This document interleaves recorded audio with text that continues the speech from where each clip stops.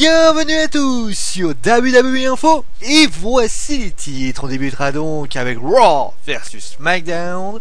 On continuera avec les résultats de NXT et on terminera avec peut-être une information sur Bray Wyatt. Vous savez quoi, ça va être une très belle information d'ailleurs. Allez, on commence donc avec Raw versus SmackDown. Je vous rassure, c'est pas le jeu vidéo. Vous savez qu'en 2011, d'après l'arrivée de Triple H au poste de COO, eh bien on avait décidé de supprimer la rivalité entre les deux shows, SmackDown versus Raw. Et cela a donc été supprimé, bien sûr le draft tellement plaisant par les fans, mais surtout cette concurrence entre les deux shows.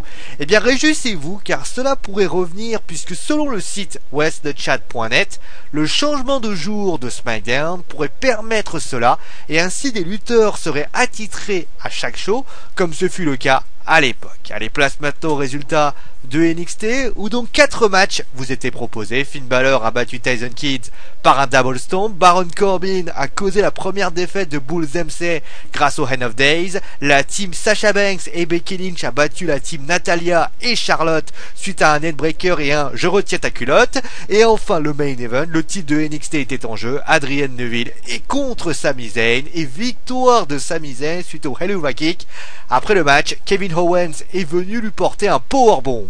Allez, on termine maintenant avec Bray Wyatt. La semaine dernière à WWE, Bray Wyatt a remporté son match contre Dean Ambrose dans un Ambulance match. Si cette énième défaite a sans doute surpris tous les fans de Dean Ambrose, il pourrait y avoir deux raisons. La première est que les fans ne souhaitent pas vraiment protéger Dean Ambrose, donc d'où la série de défaites, mais la seconde et véritable raison est que la WWE souhaite que Bray Wyatt acquiert de la crédibilité afin de le voir affronter l'Undertaker à WrestleMania. D'ailleurs, pour ceux qui se demandent si le Deadman serait là, eh bien la victoire de Wyatt pourrait être un indice. D'ailleurs, pour information, on peut remarquer qu'il a dit le mot soul, sans qu'un le mot âme, qu'utilise souvent également l'Undertaker. Allez, c'est la fin de ce WWE Info. Vous retrouverez demain Julien avec les résultats de SmackDown et bien d'autres choses. Allez, c'est mon dernier mot parce que je l'ai dit. Allez, ciao à tous.